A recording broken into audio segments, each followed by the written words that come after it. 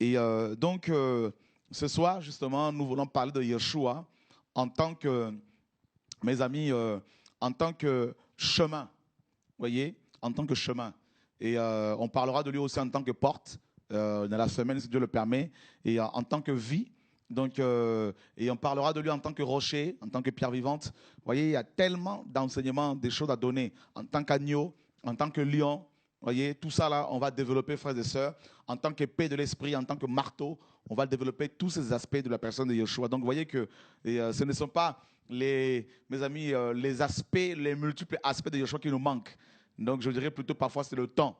Donc, on va s'organiser pour pouvoir vous, n'est-ce pas, les présenter, c'est-à-dire ces aspects. Vous voyez, donc quand on découvre tous ces aspects, mes amis, on n'a plus de temps à perdre. Hein.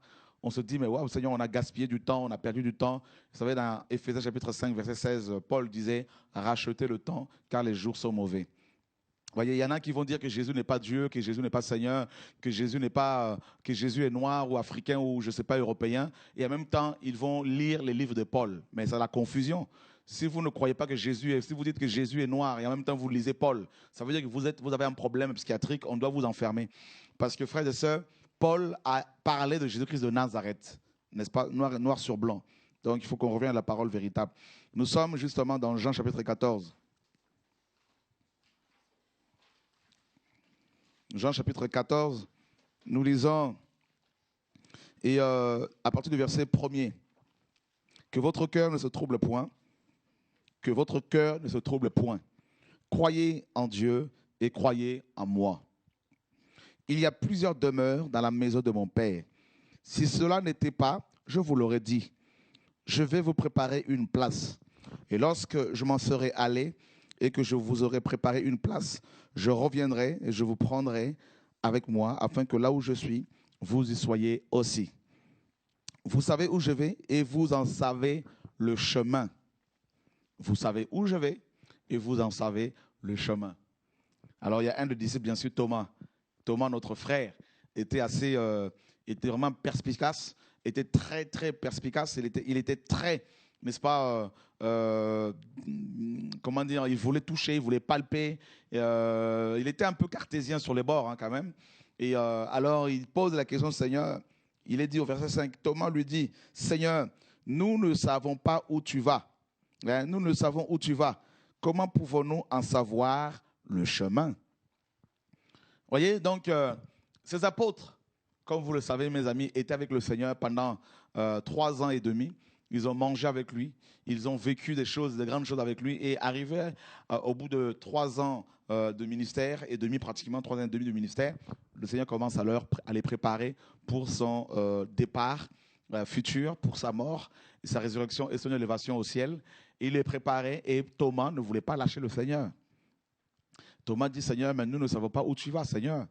Et comment veux-tu que nous en sachions, que nous connaissions le chemin? Vous voyez? Alors, Yeshua, au verset 6, dit, je suis, hein, Jésus lui dit, je suis le chemin, la vérité et la vie. Nul ne vient au Père que par moi. Vous voyez? Donc, par rapport à ce chemin, justement, l'équipe technique va nous montrer un peu ce tableau, n'est-ce pas? Donc, par rapport à ce chemin, vous avez ici, mes amis, vous avez l'arche, hein, donc comment le tabernacle, vous voyez? Et donc, c'est très bien, voilà, c'est bien par rapport au tableau, merci mon frère. Et donc, vous voyez, frère, que Yeshua répond à Thomas et il lui dit, je suis le chemin, la vérité et la vie. Voyez, nul ne vient au Père que par moi. Donc, le par moi, là, nous parle en fait du moyen. Voyez, le moyen que Dieu a choisi pour pouvoir, n'est-ce pas, pour que les hommes puissent l'atteindre. Voyez, et ça, c'est glorieux. Et ce moyen-là, c'est Yeshua en tant que chemin. Alors, même dans le grec, Yeshua, c'est bien affirmé, hein, frère, qu'il n'y a pas deux chemins, il y a un seul chemin. Si Jésus avait dit, je suis un chemin, nous pouvions, n'est-ce pas, nous arrêter sur d'autres prophètes et les écouter, n'est-ce pas? Parce qu'on aurait dit, on aurait compris qu'il y avait d'autres moyens pour pouvoir atteindre le Créateur. Mais il a dit carrément qu'il est le seul chemin. Et il va insister en disant que nul ne peut accéder au Père que par moi. C'est-à-dire, par là, c'est le chemin, c'est le moyen. D'accord? Donc, vous allez bien comprendre les choses. Hein. Donc, d'abord, nous avons le tabernacle. Et l'auteur de l'Épître aux Hébreux nous dit, dans Hébreux 10, 1, il nous dit, en effet, la loi qui possède une ombre des biens à venir et non l'exacte représentation des choses ne peut jamais, par les mêmes aliments qu'on offre perpétuellement chaque année, amener les assistants à la perfection. L'auteur de cet épître nous apprend que la loi de Moïse était l'ombre des choses à venir. D'accord? Donc là, nous sommes dans le tabernacle de Moïse. Et le tabernacle, mes amis, en fait, le tabernacle constituait la loi cérémonielle. D'accord? La loi cérémonielle dans l'Ancien Testament. Et l'Ancien Testament est révélé dans le Nouveau Testament. Voyez? Donc, et ça, c'est magnifique. Donc, quand Jésus dit qu'il est le chemin, mes amis, il faut aller voir le tabernacle pour le comprendre réellement. Il faut étudier le tabernacle pour comprendre un peu pourquoi Yeshua disait qu'il est le chemin. Quel chemin? D'accord? Et ce chemin mène où? Parce que tout chemin mène quelque part. Vous savez, on dit que tout chemin mène à Rome. D'accord? Donc ça veut dire que quoi que vous fassiez, si vous empruntez un chemin, vous aboutirez à Rome. Mais par contre, tout chemin ne mène pas au ciel. Voyez? Donc, tout chemin mène quelque part, conduit quelque part. Et Yeshua, en tant que chemin, n'est-ce pas? Pareil, si nous empruntons ce chemin-là, eh bien, il va nous conduire quelque part, frères et sœurs. Alors, vous devez savoir que dans le monde, il y a deux chemins. D'accord? Il y a deux chemins. Il n'y en a pas plusieurs, il y en a deux. Il y a le chemin de la vie, il y a le chemin de la mort. Il y a le chemin du ciel et il y a le chemin de l'enfer. Il n'y en a pas deux, il n'y en a pas trois, pardon. Et maintenant, mes amis, allons voir un peu dans Matthieu, chapitre 7. On va lire après le tabernacle, on va aller voir un peu le tabernacle. Mais allons voir Matthieu, chapitre 7, verset 13. Entrez par la porte étroite, car large est la porte, spacieux est le chemin qui mène à la perdition. Il y en a beaucoup qui entrent par là. Mais étroite est la porte, resserrez le chemin qui mène à la vie.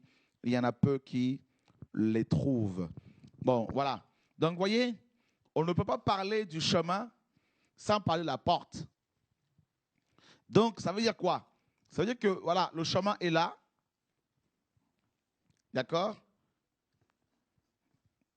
Et là, nous avons la porte d'entrée.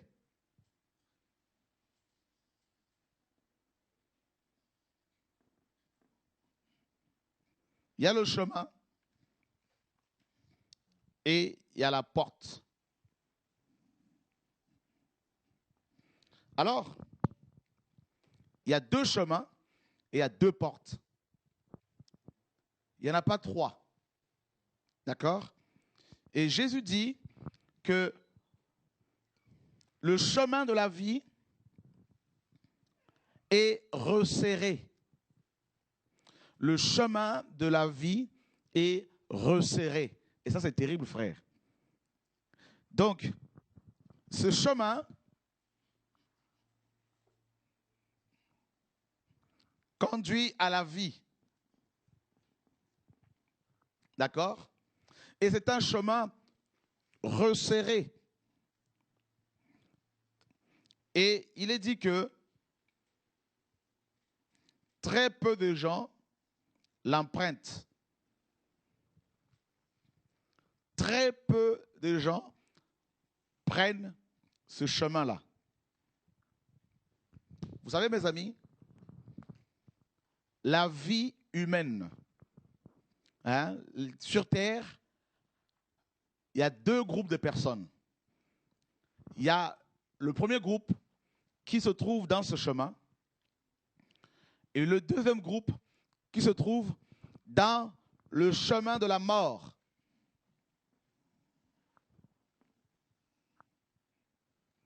Le chemin de la mort. Donc, regardez bien les dessins sur le tableau. Ça va beaucoup vous aider ce soir. Ça va beaucoup vous parler.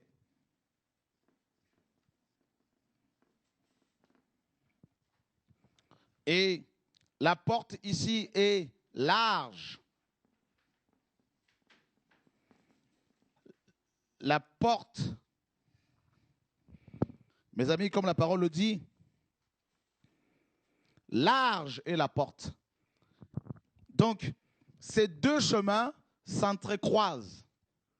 Voyez, frère? Donc, il y a des gens qui vont dans un sens et d'autres dans le sens inverse.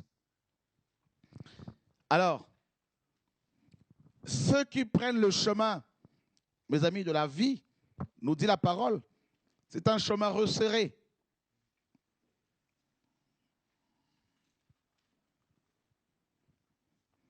Et on nous dit que la porte du chemin de la vie, mes amis, est étroite. La porte est étroite. Donc, ce n'est pas tout le monde qui passe par ici. Beaucoup de gens refusent la porte étroite qui conduit à la vie. Donc, ce soir, nous voulons d'abord rester sur le chemin. Et ça, c'est terrible. Donc, la majorité des païens, tous les païens, et ainsi que la majorité de chrétiens empruntent le chemin de la mort. Pourquoi? Parce que sa porte est large, ce chemin est spacieux, donc il n'y a pas de souffrance, il n'y a pas de persécution. Voyez? Et beaucoup de chrétiens, beaucoup de pasteurs préfèrent ce chemin-là. C'est le chemin de la perdition, le chemin de l'enfer, le chemin du lac de feu. Et si Dieu vous ouvre les yeux, vous verrez que toute l'humanité se dirige, n'est-ce pas, vers l'enfer parce qu'elle a emprunté, les gens ont emprunté ce chemin, n'est-ce pas? Si Dieu vous ouvre les yeux, vous verrez que beaucoup de chrétiens sont dans le chemin de l'enfer. C'est le chemin de la compromission, le chemin des murmures, le chemin de la sorcellerie, le chemin de la magie, le chemin de la compromission, du racisme, le chemin du blasphème contre le Saint-Esprit. Voyez, c'est ce chemin de la haine. Ils sont dans ce chemin. Et le chemin de la vie, bien sûr, porte un nom, Jésus-Christ. Voyez? Et ça, c'est terrible. Alors, mes amis, on a compris que c'est un chemin déjà qui est resserré. La porte est vraiment étroite. Mais ce chemin nous conduit à la vie. Donc, tout au long de ce chemin, on va être, n'est-ce pas, émondé. On va être travaillé, purifié, nettoyé afin d'atteindre la vie. Alors, regardez bien. Nous sommes dans Genèse, chapitre 3.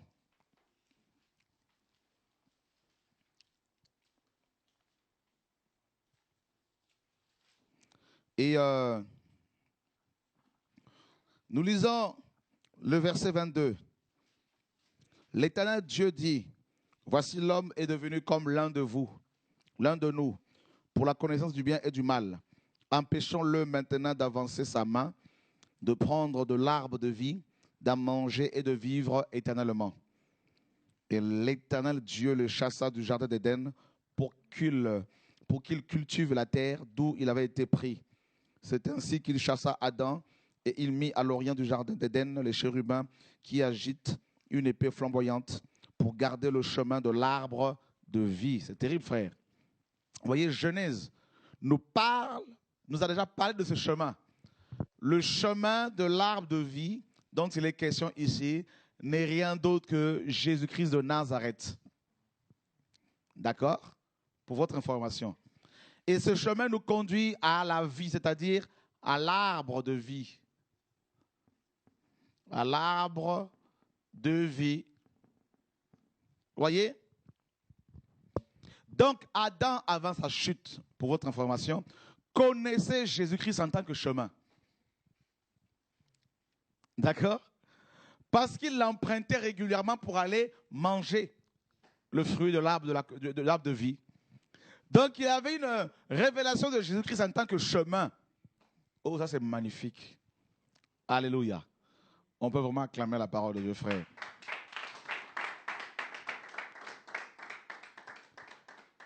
Sur ce chemin, il n'y avait pas les chérubins pour empêcher Adam d'accéder à l'arbre de vie.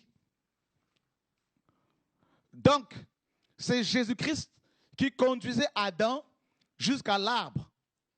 Et lui-même étant l'arbre. D'accord? La Bible dit maintenant, quand Adam va chuter, Dieu va envoyer 2 anges, 2 chérubins protecteurs, avec 2 épées flamboyantes pour barrer la route.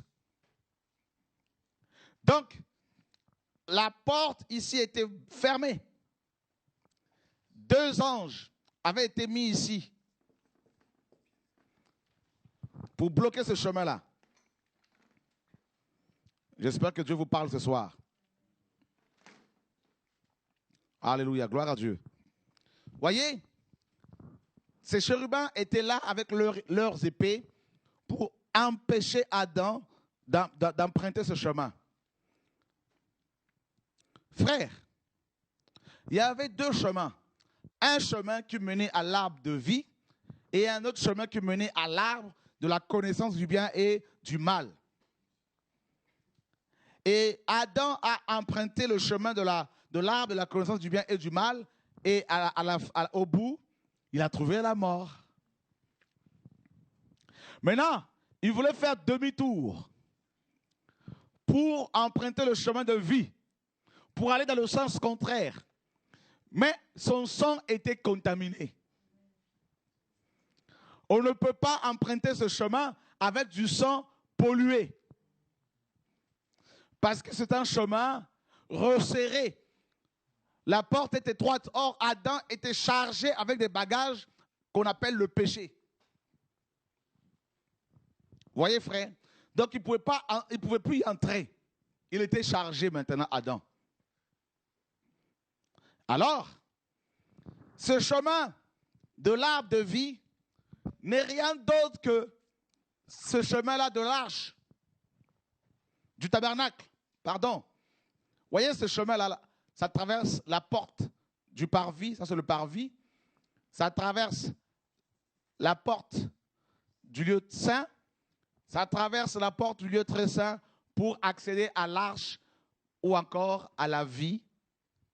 L'arche, c'est la vie. L'arche, c'est aussi l'image de Christ ou encore de l'arbre l'arbre de vie, tout simplement. Donc, vous voyez? Donc, ce chemin-là était fermé. Fermé.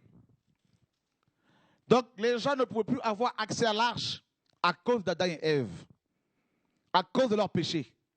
Or, sans l'arche, la vie, on ne peut pas, mes amis, on ne peut pas vivre. Nous avons été créés pour vivre dans la gloire de Dieu. Et dans l'arche, selon Hébreux chapitre 9, il y avait le bâton d'Aaron qui avait fleuri. Il y avait, mes amis, un peu de manne, la parole, la vie, le pain. Voyez? Et dans le lieu saint, il y avait le chandelier. Donc, Adam ne pouvait plus accéder au lieu saint, là où il y avait le chandelier, la présence de Dieu, la lumière de Dieu. Voyez, il ne pouvait pas accéder à l'autel de parfum, c'est-à-dire l'adoration. Il ne pouvait plus adorer Dieu parce qu'il était dans le péché maintenant. Il ne pouvait plus avoir accès à la table de pain de proposition. L'image de Christ, notre vie, notre pain de vie. Il ne pouvait pas non plus avoir accès au lieu très saint, là où il y avait l'arche. Donc ce chemin était barré. Ce chemin qui est Christ. Alors maintenant, Dieu appelle Moïse dans Exode 25. Dieu dit à Moïse, Moïse, n'est-ce pas? Nous allons le lire.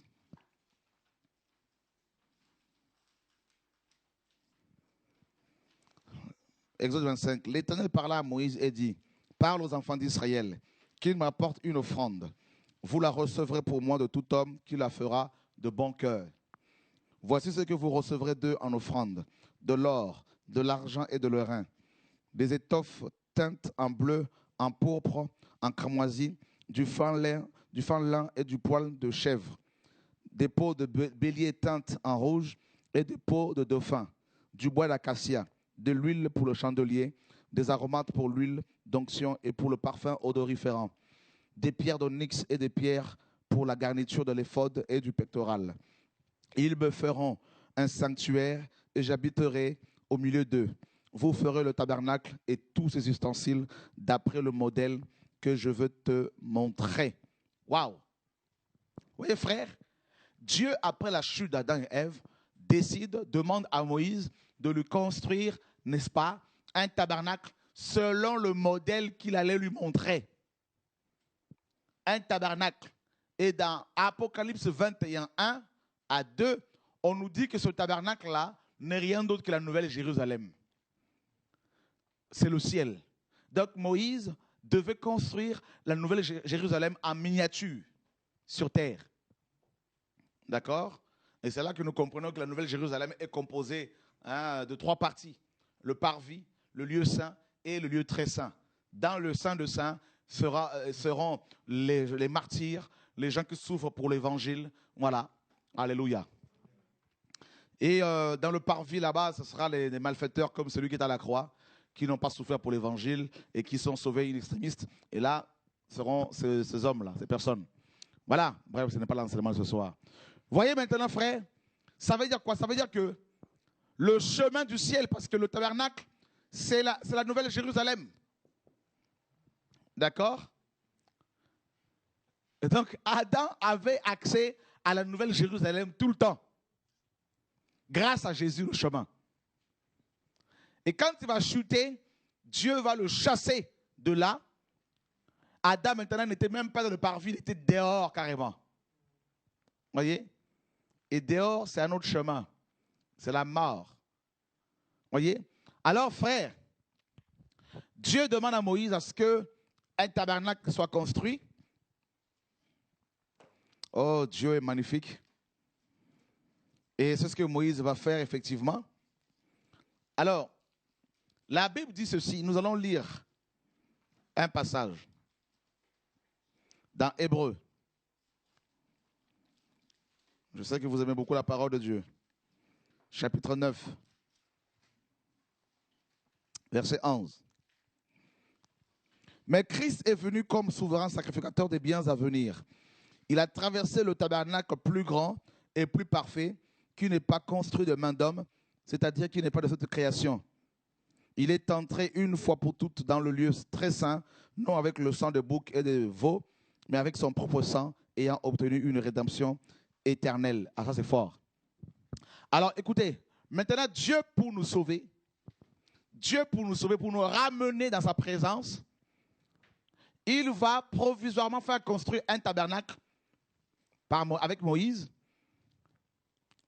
image et ombre de la nouvelle Jérusalem, du tabernacle céleste. Et Dieu choisit Aaron, le grand frère de Moïse, pour qu'il soit le seul à traverser, à prendre le chemin à la Christ et à entrer dans le lieu très saint le 10 du mois d'Étam. Le 10 du mois d'Étam ou le mois de Sri, c'est-à-dire le 7e mois dans le calendrier hébraïque. Hein, c'est ce jour-là, le 10 du mois de du mois de Sri, pardon, ou des Tam, c'est là que le souverain sacrificateur entrait pour, n'est-ce pas, offrir des sacrifices pour la rédemption de toute la nation israélite, hein, de la nation juive. Et la Bible dit maintenant que Christ a traversé le tabernacle qui est plus parfait. En fait, qu'est-ce qui s'est passé? Vous et moi, nous étions ici, exclus du tabernacle à cause d'Adam et Ève, exclus de la présence de Dieu, de l'arbre de vie à cause d'Adam et Ève. Dieu lui-même qui était ici, vous voyez, l'arche là, c'est Dieu lui-même, c'est Yeshua, c'est le trône de Dieu. Vous voyez? Alors Dieu qui était ici a décidé de prendre ce voile-là. Il y avait le voile qui séparait le lieu très saint du lieu saint. Et il a pris ce voile-là, selon Hébreux 10, il a pris ce voile et il s'est couvert. Alléluia. Afin de pouvoir sortir maintenant dehors. S'il n'avait pas pris ce voile-là et qu'il était sorti comme ça, nous serons tous cramés. Par sa sainteté. Alléluia. J'espère que vous recevez l'illumination. Oh, Emmanuel, Dieu parmi nous. Bah oui, frère. Regardez, on va lire la parole, on va méditer la parole, frère.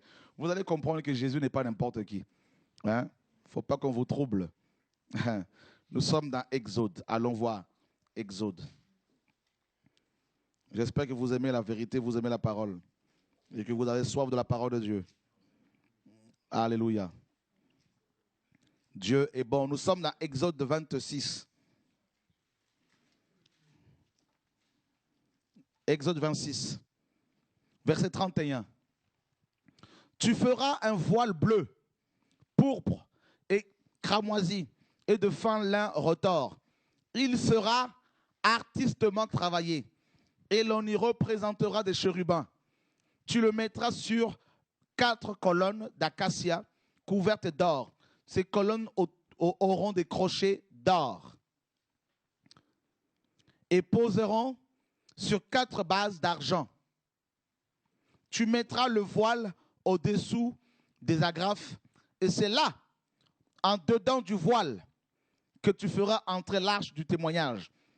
Le voile vous servira de séparation entre le lieu saint et le lieu très saint. Tu mettras le propitiatoire sur l'arche du témoignage dans le lieu très saint. Tu mettras la table en dehors du voile et le chandelier en face de la table, du côté méridional du tabernacle. Et tu mettras la table du côté septentrional. Voyez, frère? Oh, Dieu est magnifique. Tu feras pour l'entrée de la tente un rideau bleu, pourpre et cramoisi. Ça, c'est le voile extérieur. Il y en avait 3. Voyez? Le voile extérieur, c'est celui-ci. Donc, ça, c'est le premier voile. Il y en avait 3. Ça, c'était le voile extérieur. Et il y avait le deuxième voile ici, on le lira tout à l'heure. Et le troisième voile, c'est celui dont nous venons de lire ici.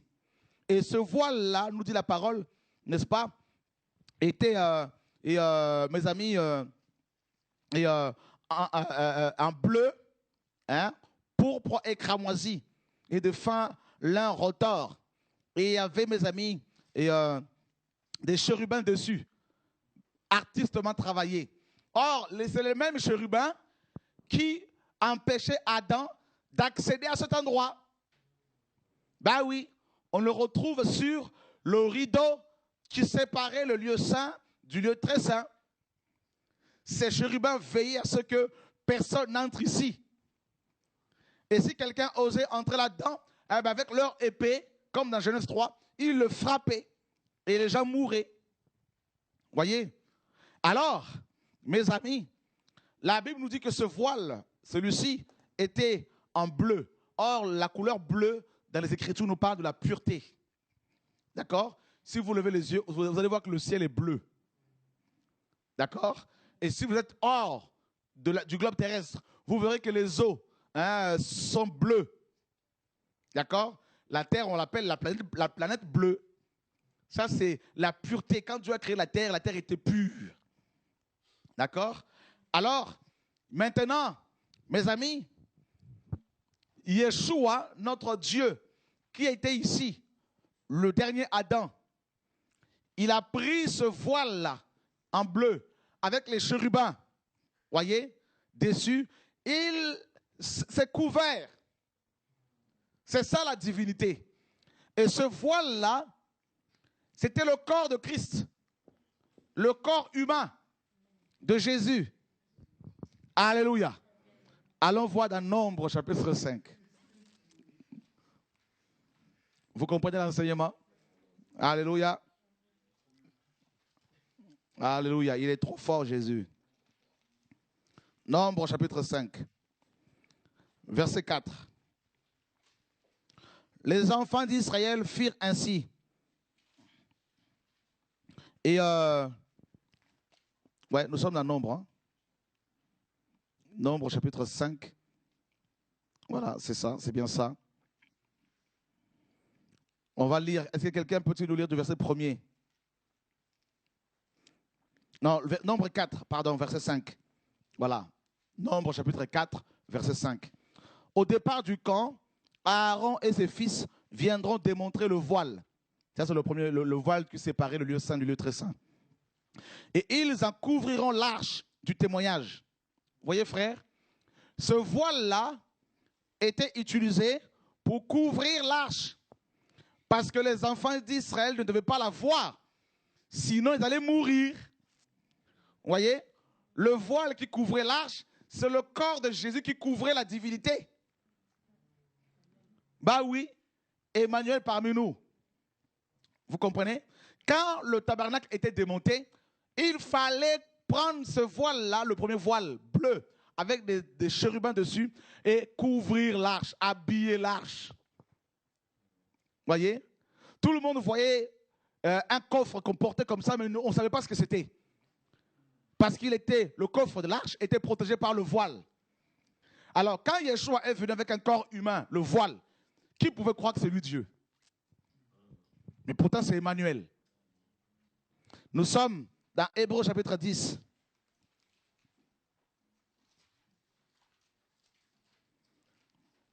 Hébreux chapitre 10, verset 19 à 20. Ainsi donc, frères, nous avons, au moyen du sang de Jésus, une libre entrée dans le sanctuaire, par la route nouvelle et vivante qu'il a inaugurée pour nous, au travers du voile, c'est-à-dire sa chair. Waouh! Alléluia! Dieu est glorieux.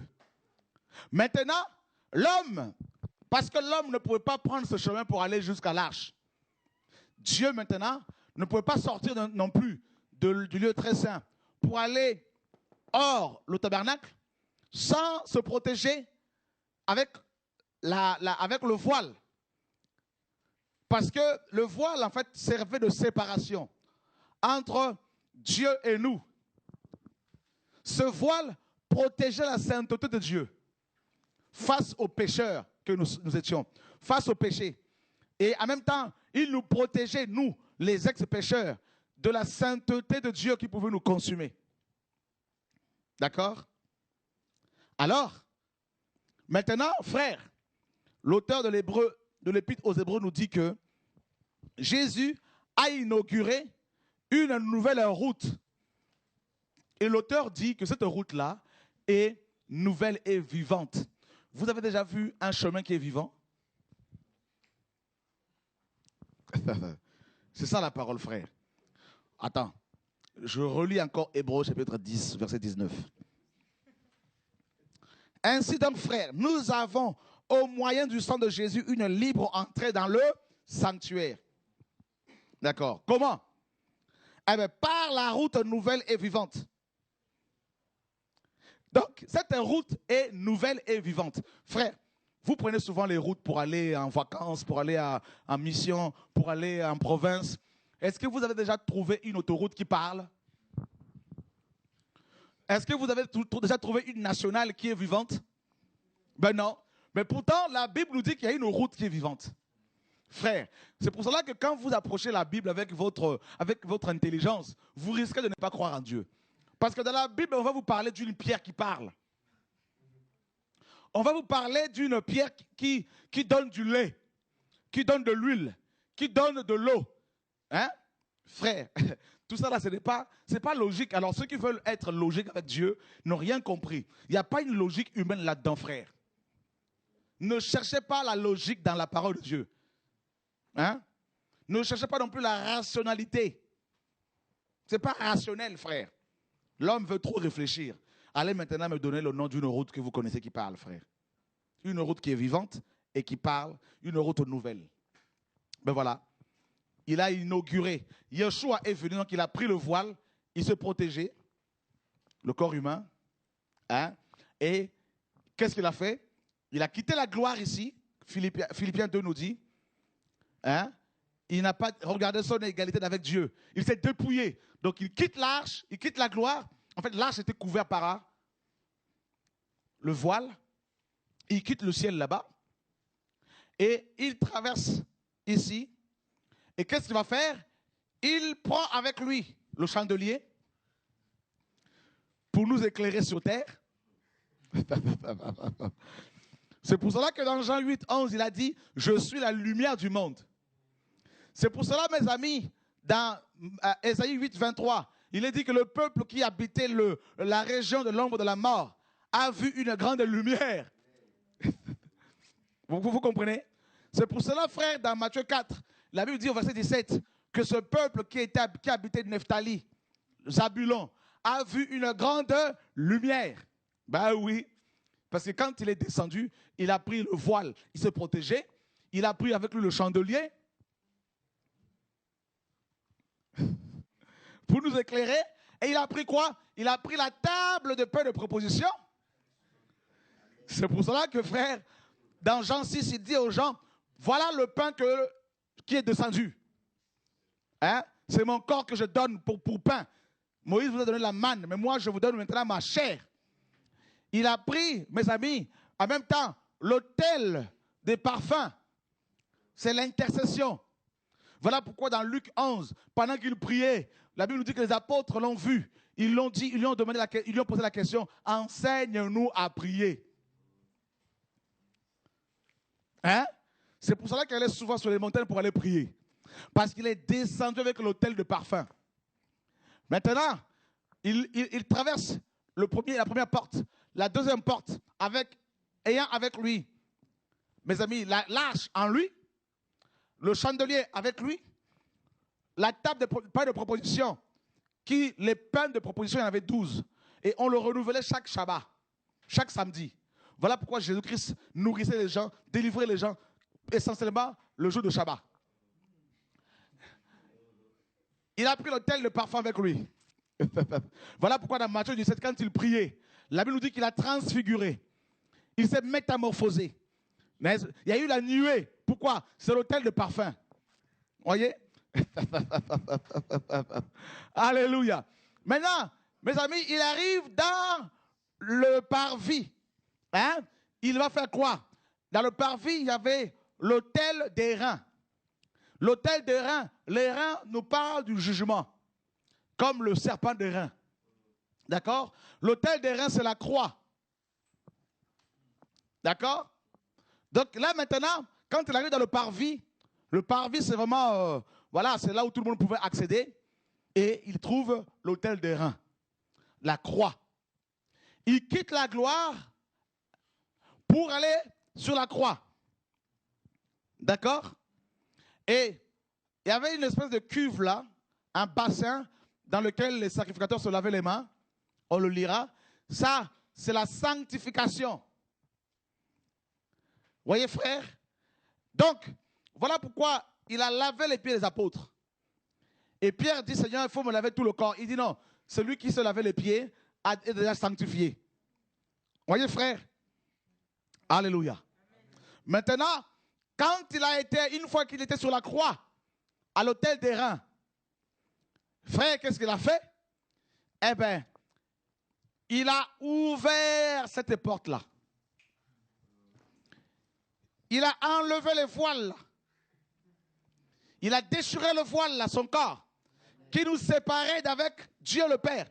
avec son papa, avec l'arbre de vie. Il a enlevé ses chérubins qui étaient sur le voile. Il a déchiré comme Hébreu 10 le dit, frère. Oh my God. Il nous a précédés.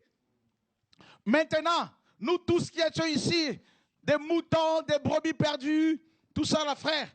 Alors, il a ouvert la voie et toute une multitude, des boucs, se transformés en brebis, des serpents transformés en brebis, ont commencé à emprunter le chemin de la vie. Mais quand on traverse d'abord cette porte-là, on rencontre tout de suite la croix.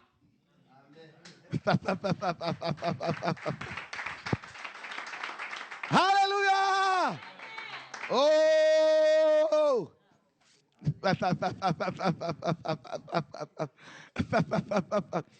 Jesus! Hey! Regardez, le Saint-Esprit me donne un passage. Éphésiens chapitre 4.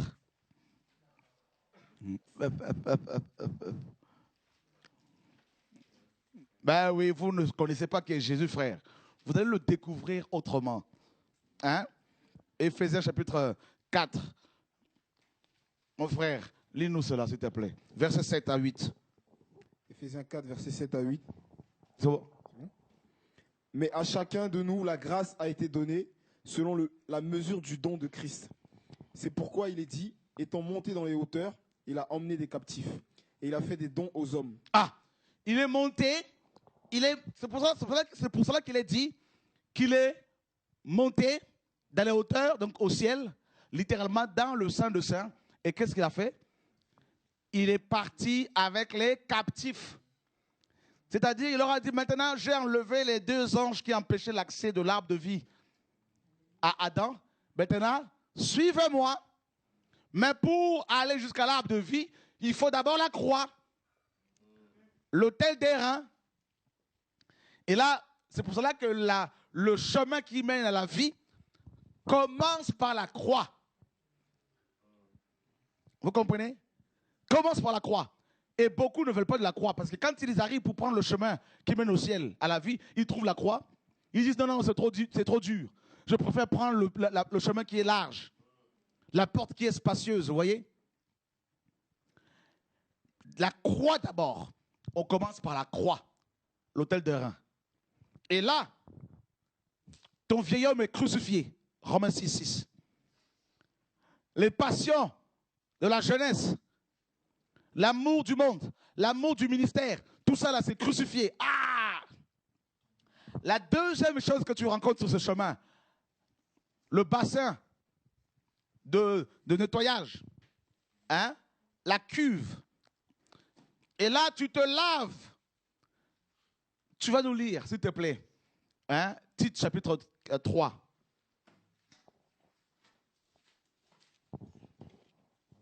Tite chapitre 3. À partir du verset 1er. Tite 3, verset 1er. Rappelle-leur d'être soumis aux magistrats et aux autorités, d'obéir et d'être prêts à toute bonne œuvre. De ne médire de personne, d'être pacifique, modéré, plein de douceur envers tous les hommes. Car nous aussi, nous étions autrefois insensés, désobéissants, égarés, asservis à toute espèce de convoitise et de volupté, vivant dans la méchanceté et dans l'envie, dignes d'être haïs et nous haïssant les uns les autres. Mais lorsque la bonté de Dieu, notre Sauveur, et son amour pour les hommes ont été manifestés, il nous a sauvés, non à cause des œuvres de justice que nous aurions faites, mais selon sa miséricorde, par le bain de la régénération et le renouvellement du Saint-Esprit. Le bain. Donc, on passe par la croix d'abord. Et deuxièmement, c'est le bain. On prend un bain ici. Allons voir dans Exode, chapitre 30, verset 17. L'Éternel parla à Moïse et dit, tu feras une cuve d'airain avec sa base d'airain pour les ablutions. Les ablutions, c'est le lavage. Tu la placeras entre la tente d'assignation et l'autel. Et tu mettras de l'eau. De l'eau. Je répandrai sur vous une eau pure. Et vous serez purifiés. Avec laquelle Aaron et ses fils se laveront les mains et les pieds. Voilà pourquoi Jésus a lavé les pieds des apôtres. Lorsqu'ils entreront dans la tente d'assignation, ils se laveront avec cette eau afin qu'ils ne meurent point. Et aussi lorsqu'ils s'approcheront de l'autel pour faire le service et pour offrir des sacrifices à l'Éternel. Ils se laveront les mains et les pieds afin qu'ils ne meurent point. Ce sera une loi perpétuelle pour Aaron, pour ses fils et pour leurs descendants. Waouh!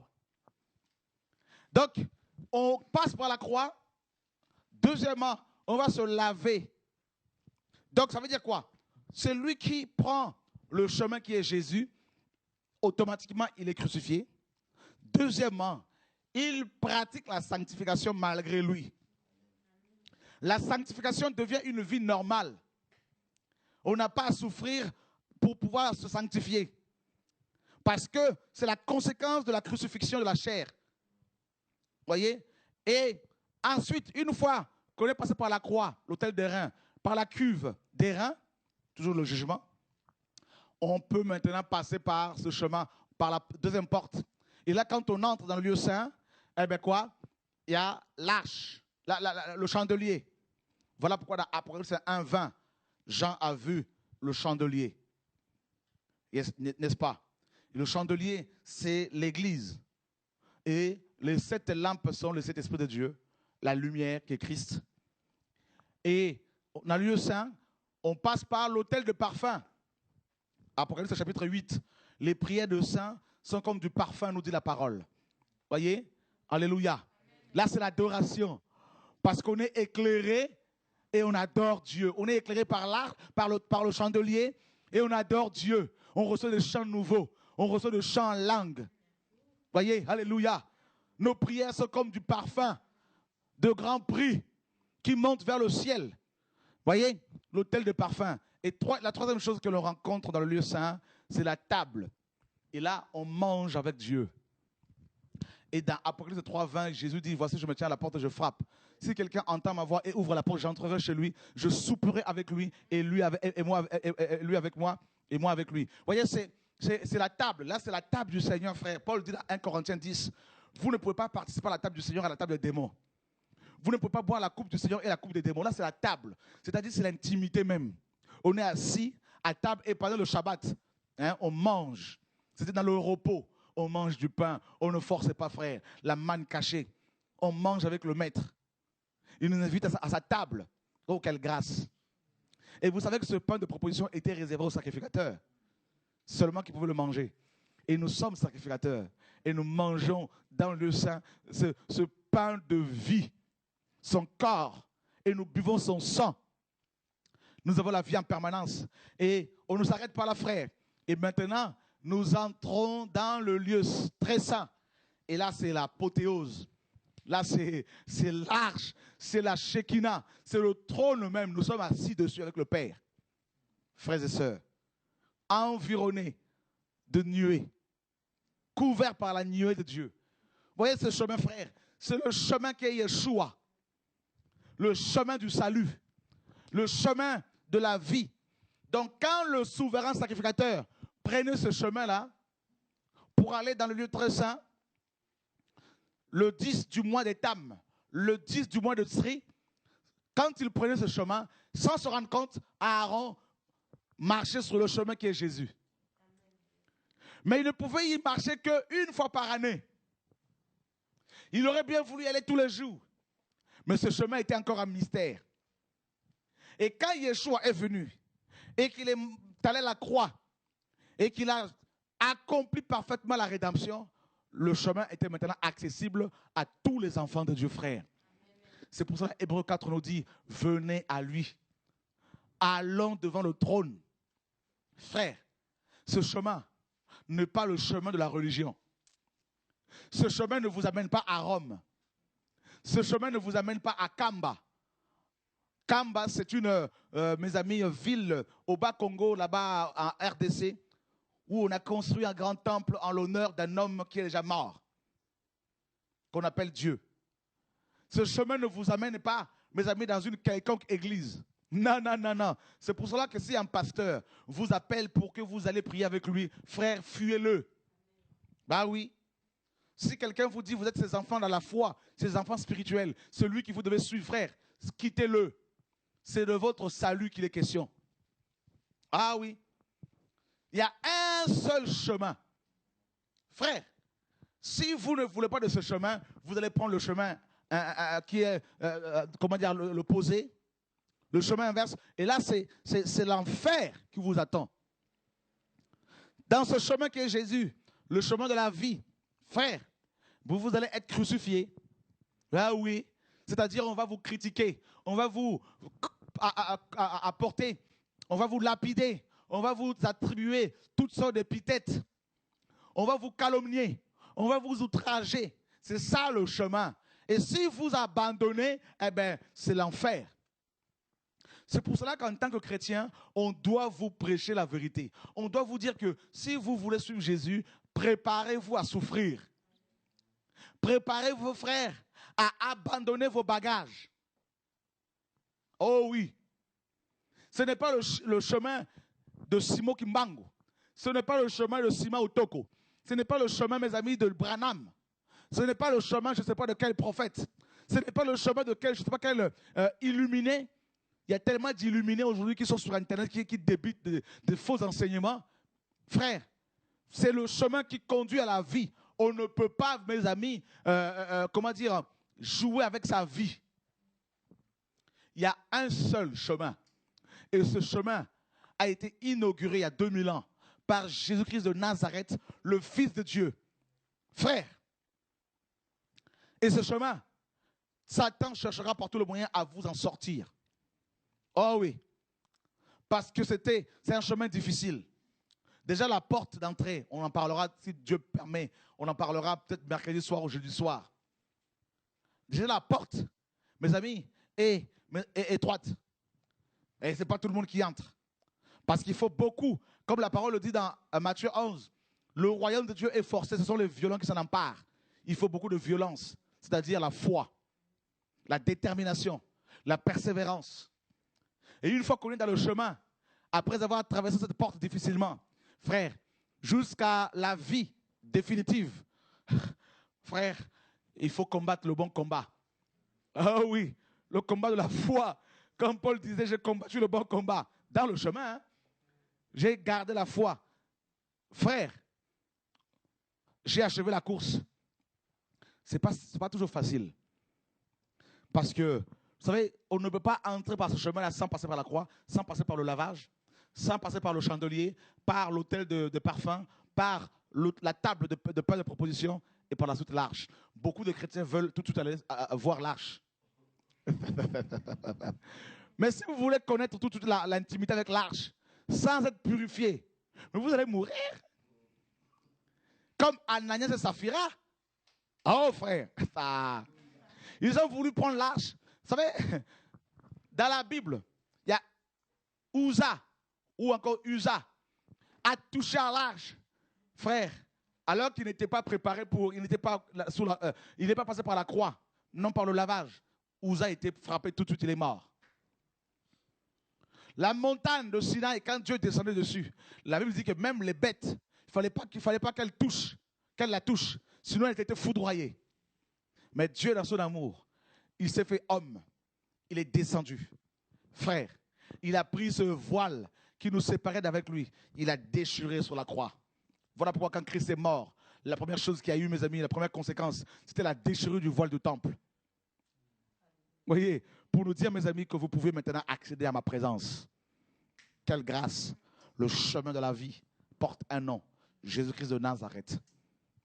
Donc, si tu suis un pasteur aveuglement, tu peux mourir. Voilà pourquoi le Seigneur dit un aveugle qui conduit un aveugle, les deux tomberont dans un trou. Ne suivez plus les hommes bêtement. Suivez la parole de Dieu. Suivez Jésus-Christ en tant que chemin. C'est lui le chemin véritable. Frères et sœurs, vous avez vu les enfants d'Israël, le chemin qu'ils ont emprunté pour aller jusqu'à Canaan. Frère, il y avait un raccourci, hein, mais ils ne l'ont pas pris. Ils auraient pu aller, mes amis, de l'Égypte à Canaan en 2 jours. Mais Dieu les a fait passer par un chemin long de 40 ans. Hein? Un chemin kilométrique. Mais il fallait passer par ce chemin-là. Ah oui. Ça peut paraître long, mais tu n'as pas le choix. Une fois que tu es dedans, il faut continuer jusqu'au bout. Il ne faut pas quitter ce chemin-là. Frère, un chemin qui est vivant, vivant, pardon, un chemin qui est vivant, une route vivante, un chemin qui parle, il n'y en a qu'un. C'est Yeshua, le Messie. Il a dit à Pierre, quand tu étais jeune, tu allais où tu voulais.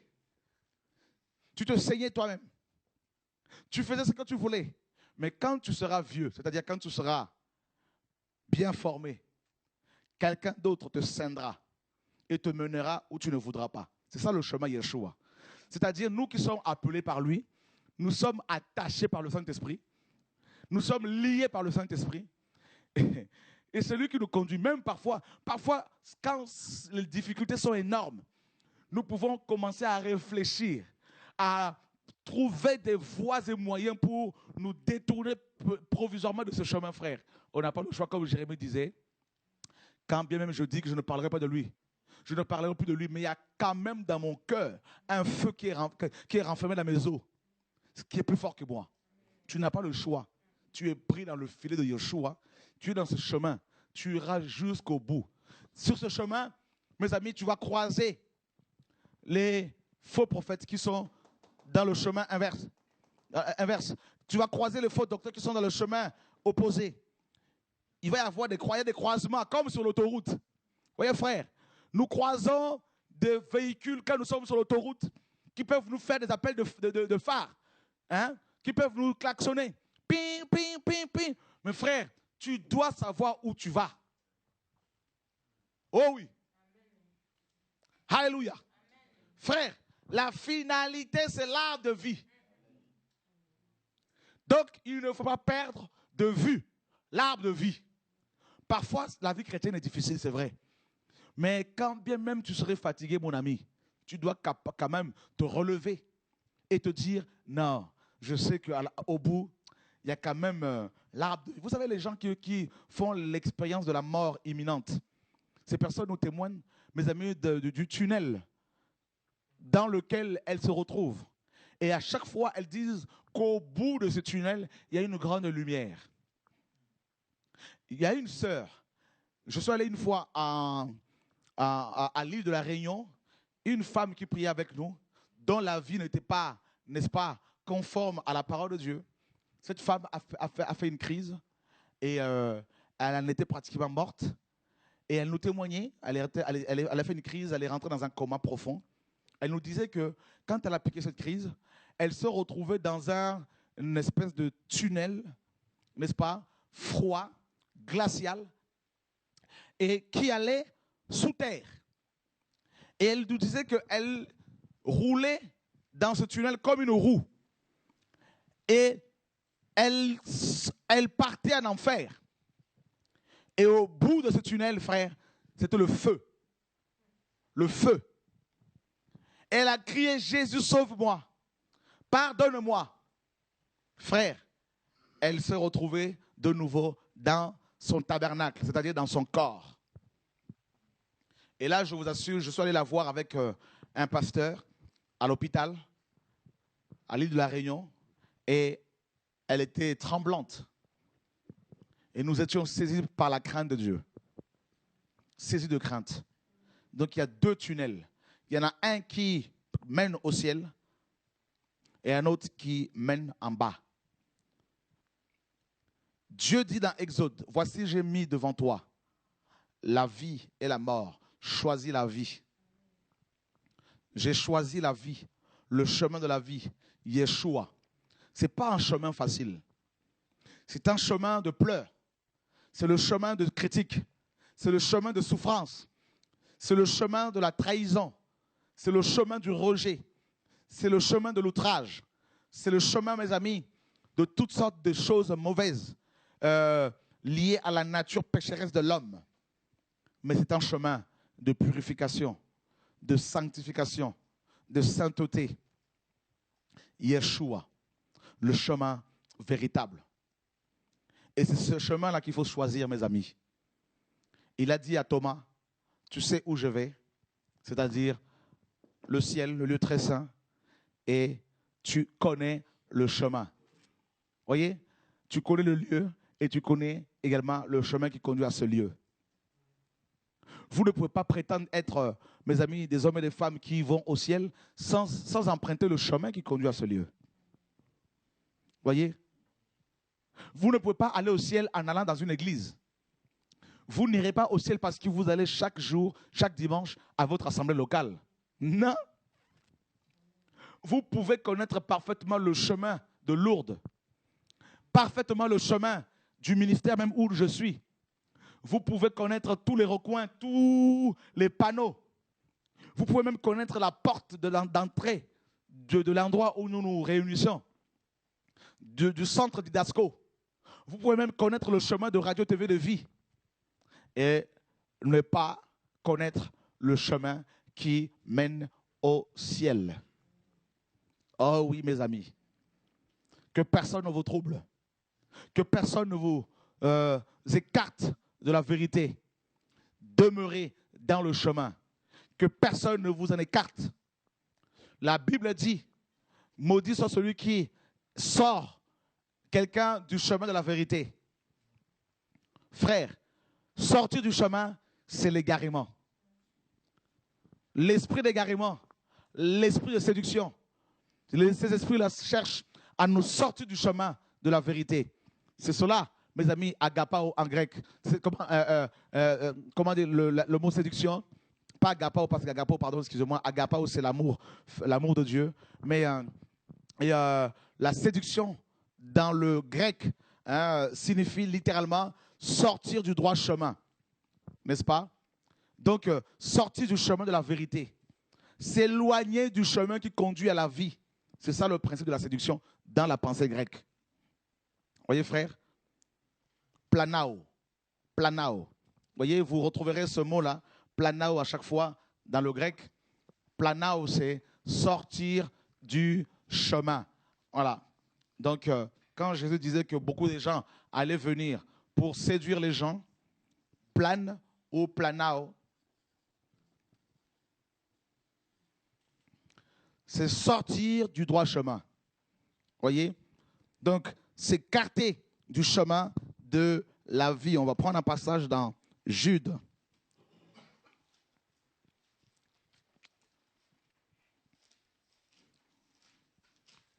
J'aime beaucoup mon frère Jude.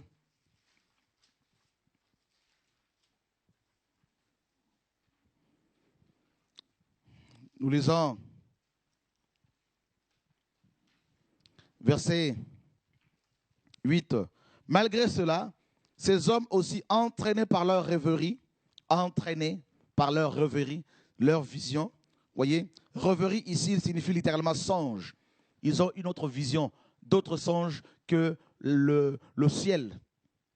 Entraînés par leurs songes, par leur vision terrestre, souillent pareillement leur chair, méprisent l'autorité et injurient les gloires.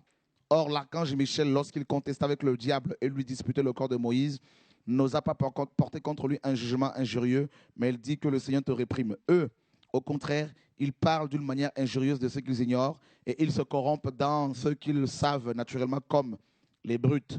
Malheur à eux, car ils ont suivi la voie de Caïn. Ils se sont jetés pour un salaire dans l'égarement de Balaam. Ils se sont perdus par la révolte de Corée. Et ça, c'est fort. Vous voyez, mes amis, des gens qui étaient dans le droit chemin, le chemin qui conduit à la vie, des gens qui étaient simples, qui craignaient Dieu, mais ils ont préféré, comme les gens qui ont suivi Corée dans sa rébellion. Corée, Abiram et mes amis Dathan s'étaient rebellés contre Moïse parce que Dieu l'avait établi. Mes amis, dans Nombre là-bas, n'est-ce pas? Nombre 16. Ils se sont rebellés contre lui et près de 14 500 personnes ont suivi bêtement, aveuglement ces trois hommes. Ces 14 500 personnes ont quitté le chemin de la vérité, de la vie, pour se mettre dans le chemin de la rébellion, le chemin de l'égarement, le chemin de la cupidité, du salaire. On nous présente également Balaam, qui était un vrai prophète et qui s'est égaré, qui s'est mis dans le chemin de la mort et il était mort. On l'a tué avec une épée. Voyez, frère, combien de gens n'ont-ils pas, combien de chrétiens n'ont-ils pas quitté le chemin de la vérité? Combien de pasteurs n'ont-ils pas quitté le chemin de la vérité parce qu'ils se disent, il y a beaucoup de souffrances. Beaucoup même m'ont dit, frère Chora, ce que tu enseignes par rapport à la dîme, c'est la vérité. La dîme, c'est la loi. Mais comment allons-nous faire pour manger? Vous voyez, ils ne veulent pas souffrir. Ils ne veulent pas dépendre de Dieu. Vous avez vu, s'il y a autant dans nos églises de fausses doctrines, notamment la doctrine ou la théologie de la prospérité, parce que beaucoup de pasteurs, mes amis, ne veulent pas vivre par la foi, souffrir de la disette comme Paul le disait, parce qu'ils ne veulent pas souffrir, alors ils ont pris le chemin qui est, n'est-ce pas, spacieux, la porte qui est large, la facilité. Le fait d'avoir des partenaires financiers pour, mes amis, avoir toujours des financements, alors que souvent ces partenaires, beaucoup sont dans l'impudicité. Il y en a qui sont polygames en Afrique, mais ces hommes qui étaient de Dieu, mes amis, ont préféré suivre ces hommes riches pour régner sur la terre. Beaucoup même créent des partis politiques. Beaucoup même s'engagent dans la politique, mes amis, parce qu'ils pensent que Dieu, Jésus a fait de la politique. Et frères, ils se sont égarés. Ils ne veulent pas rester sur la croix, comme on l'a vu. Sur l'évangile de la croix. La vérité, la dépendance vis-à-vis du Seigneur. Ils ont choisi l'évangile ou la théologie de la prospérité. Et beaucoup commencent les églises pour s'enrichir. Beaucoup même, mes amis, ne veulent pas voir les frères et ceux qui prient avec eux aller prier ailleurs. Il y a un esprit de contrôle. Ils ont peur de voir les chrétiens aller prier ailleurs. Ils veulent les contrôler. Voyez, ils leur disent, n'allez pas prier là-bas, n'allez pas prier ici. Oui, qu'on dise cela parce que ces pasteurs sont des faux. Ok, avec des preuves. Mais beaucoup ne veulent pas vous voir, mes amis, libres. Ils veulent que vous soyez des moutons qu'ils vont contrôler à vie. Voyez? Alors ils vont dire, non, c'est la sorcellerie là-bas. Non, il est sorcier. Non, il est gourou. Il est magicien. Mais oui, mais demandez-leur, mais quels sont vos fruits? C'est le fruit de la cupidité, du mensonge, du vol, voyez? De la confusion, de la rébellion. Je vous dis, frère, Dieu n'aime pas la rébellion. Un rebelle, c'est quelqu'un qui va finir toujours par la mort. La rébellion conduit inexorablement à la mort. Oh oui, mes amis. Parce que Dieu lui-même a vécu la rébellion au ciel avec Satan. La rébellion. Frère, le chemin de la mort, c'est la rébellion. Le chemin de la mort, je précise, c'est la rébellion. Le chemin de la mort, c'est la cupidité.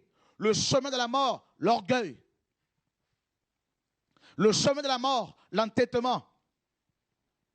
Combien de jeunes que j'ai connus qui étaient dans le bon chemin, mais qui ont suivi aveuglement les rebelles. Et beaucoup sont morts. Et ensuite, on va dire, c'est le frère Chora qui maudit les gens. Mais si une malédiction a pu t'atteindre, ça veut dire que tu as ouvert une porte. Parce que la parole dit que la malédiction sans cause n'a point d'effet.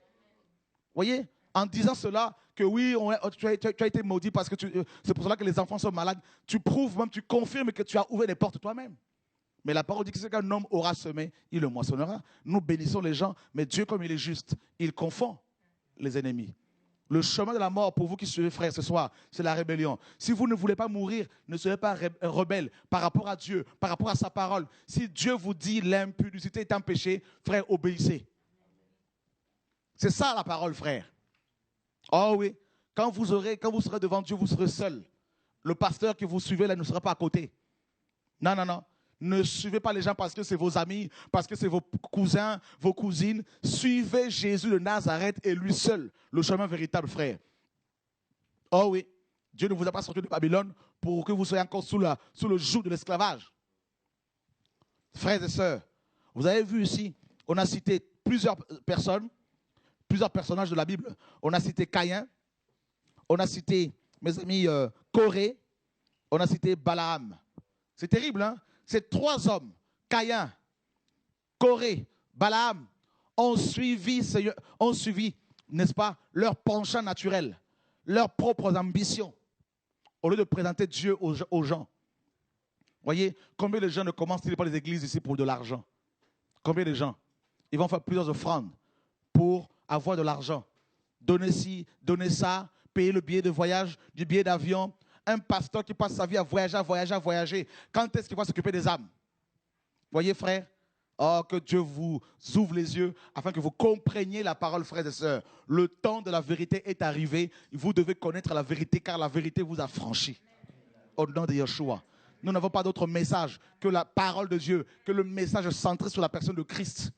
Oui, frère, que Dieu soit béni. On peut dire aux chrétiens, non, c'est l'antichrist. Quel est cet antichrist qui présente Jésus, frère? Voyez, frère, arrêtez le cinéma. Que vos yeux s'ouvrent. Repentez-vous.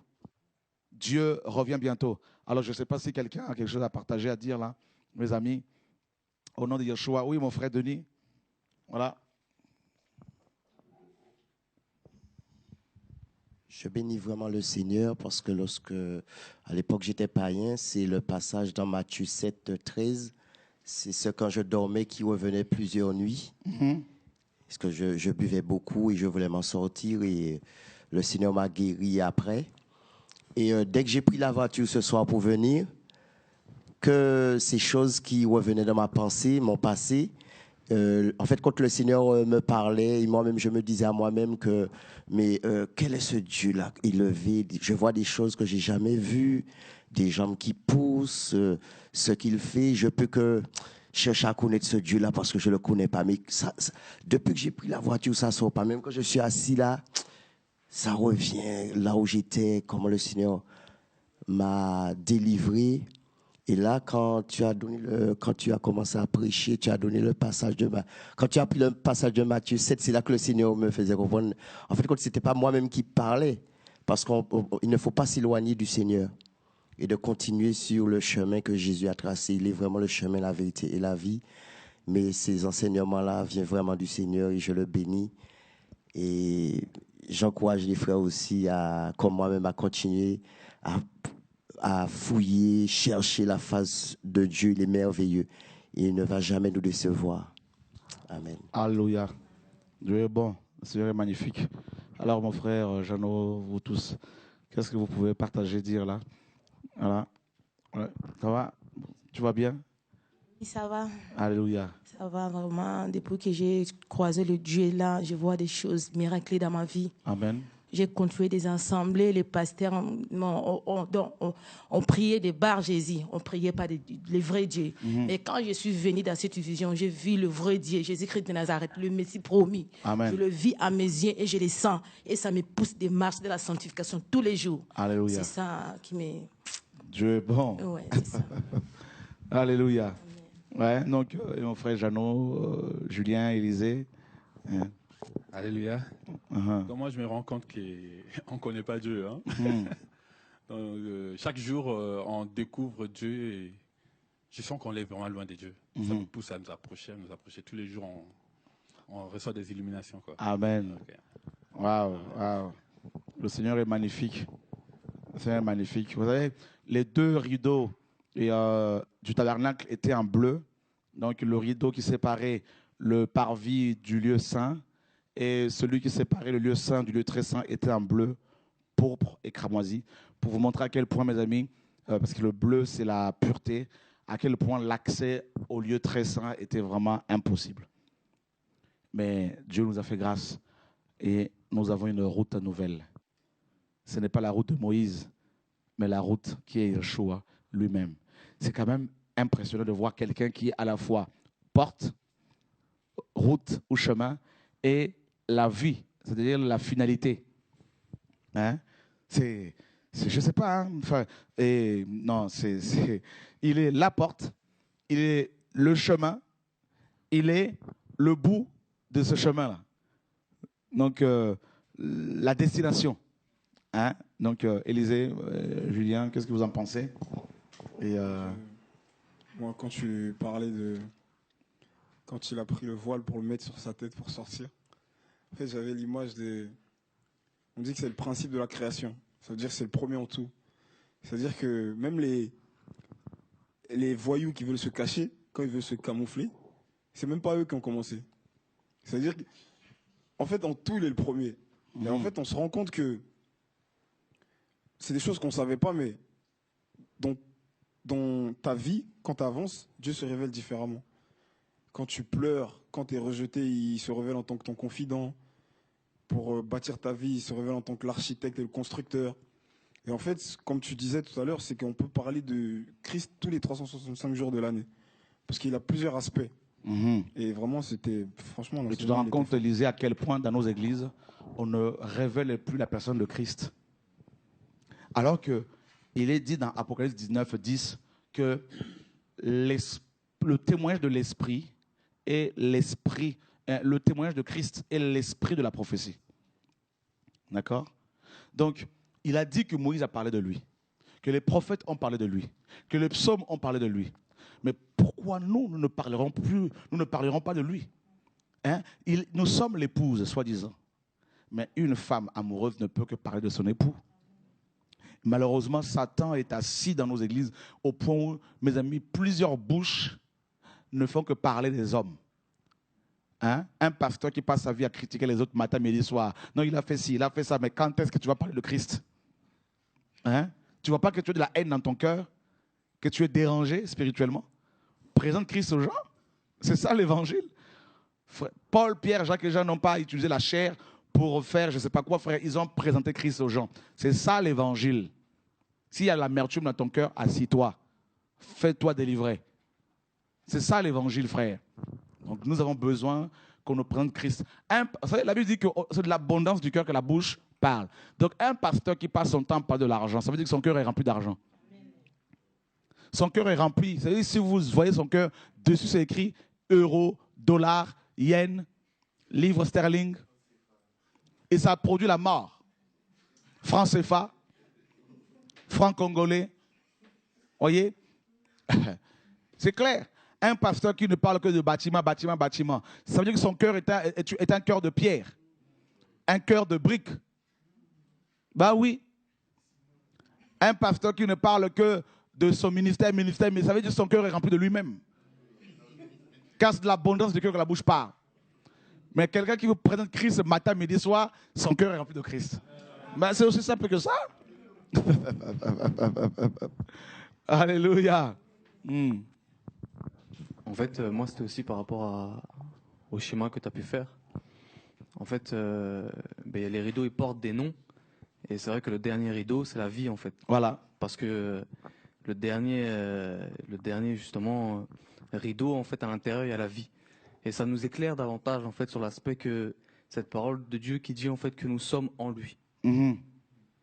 Ça veut dire, en fait, que concrètement, il est venu nous chercher et nous a ramenés en lui dans la vie. Et c'est pour ça qu'automatiquement, en fait, quand on est dans la vie, en fait, on porte du fruit. Forcément. Parce qu'on est dans la vie, en fait. Bien sûr. Et dans le royaume de Dieu, en fait, il y a la vie. Et en fait, tout pousse. Voilà. Il n'y a rien, en fait, qui reste en... Ça stagne pas, en fait. Quand bien on te coupe, tu produis toujours. C'est ça. Il y a des pousses.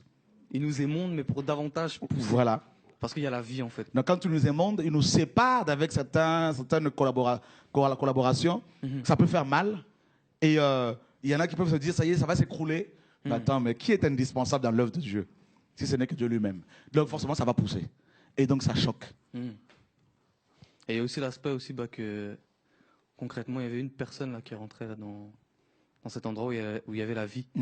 Pour dire, en fait, qu'on peut être beaucoup sur le parvis. Mais quand on veut se retrouver avec Dieu, en fait, c'est tout seul qu'on rentre dans cet endroit-là, en fait. Tout à fait. Donc, voilà.